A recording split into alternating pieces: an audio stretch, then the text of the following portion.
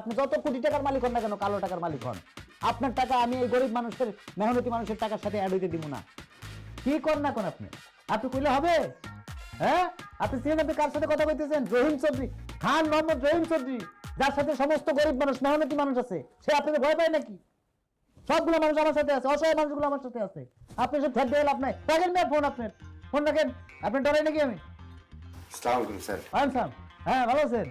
বলেন আপনাদের কিভাবে সাহায্য করতে পারি বলেন।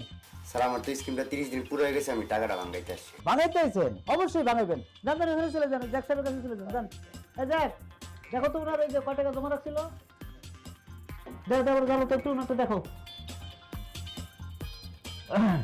30 দিনের পয়সা ডাবল স্কিমে 1 মাসে আপনি জমা দিয়েছেন 15,340 টাকা স্যার। 1 মাসে 15,340 টাকা জমা দিয়েছে। 30,680 টাকা স্যার। জি, আর ওই যে বলছিলেন স্যার যে বোনাস দিবেন 500 টাকা। এও না, বলছি তো। জি, তাহলে 31,080 টাকা দিয়ে দিই স্যার। দিয়ে দাও টাকা খুলে দিয়ে দাও, এখন দিয়ে দাও। আর ওনার সাইনপত্র রেখে ইয়ে করে দিও, ক্লোজ করে দিও হিসাব। আবার যদি করতে চান একদিন সময় আবার এসে করতে পারবে, ঠিক আছে? আমার এই, হ্যাঁ দিয়ে দাও। তা আপনারা কিভাবে সাহায্য করতে পারি বলেন? স্যার আমিও একটা স্কিম করতে চাই। আহারে মানুষে, আহারে আপনাকে লেগেই তো আপা, আপনাদের জন্যই তো, আপনার মতো দুস্থ মহিলা, আপনার মতো একটা মানুষ, আপনাদের জন্যই তো আমার এই স্কিম। আপনি তো করবে, তাইছেন দুইজন, একজনের কে? কই স্যার, আমি তো একা, উনি তো আমার সাথে না। ওনার কথা কে বলছে? আপনি পোয়াতি না, আপনি পেটে বাচ্চা না, তাহলে বাচ্চার একটা ভবিষ্যৎ আছে না? ওর ভবিষ্যতের কথা চিন্তা করবেন না, খালি নিজেরটা চিন্তা করলেই হবো, ওর লেগে করবেন না। জি স্যার। এই তো বুঝছেন, দুইটা স্কিম লাগে। টাকাটা সই দেন। হ্যাঁ, এটা শেষ হয়েছে? জি বস। টাকা দিয়ে দিছ? হ্যাঁ, তাহলে ওই যে আপারটা করে নাও। আসে না। আপা যান, ওই যে টাকা জমা দিয়ে স্কিমটা চালু করে দেন। হ্যাঁ ওইসাম, হ্যাঁ হ্যাঁ হ্যাঁ হ্যাঁ হ্যাঁ, তাহলে করে নাও।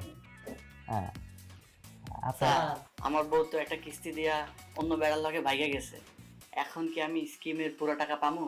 ও বোর্ডটা খাইতে চান? বউ জমাই দিয়ে ভেঙে গেছে, বোর্ডটা খাইতে আইছে, নিজে করলেন না? আরে স্যার হাতে টাকা থাকলে এমন একটা বউ গেলে আরো পামু, এখন আমার টাকাগুলো লাগবে, আরেকটা বিয়া করবো।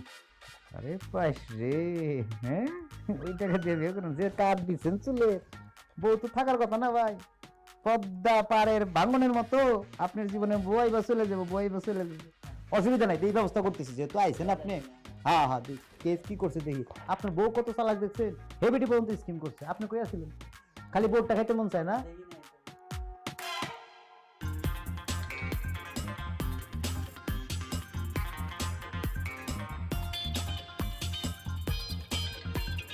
আপনার লাইনে দাঁড়ান, লাইন ছুতে হবেন না। এই যে বস চলে আসছে।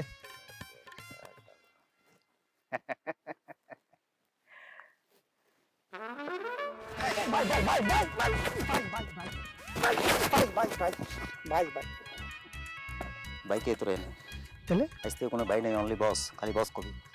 আমি পড়তে গেছিলাম কেন? বস চেয়ারের একটা পায়া ভাঙা তো, ওই জন্য আমরা বসার পরে পড়ে গেছি। ভাঙাটা রাখছোস খায়, আজকে একটা নতুন চেয়ার কিনে আমি যদি ওকে সামনে ভাঙে যাই, পুরে যাই, এরা বিশ্বাস করবে যে আমি ওকে টাকা দিবেন করে দিন? হ্যাঁ, ভাববো না যে কোম্পানি ভেঙে যাবো, করে যাবো, ভাঙা কোম্পানি। হ্যাঁ, আমরা তোরা খাইছি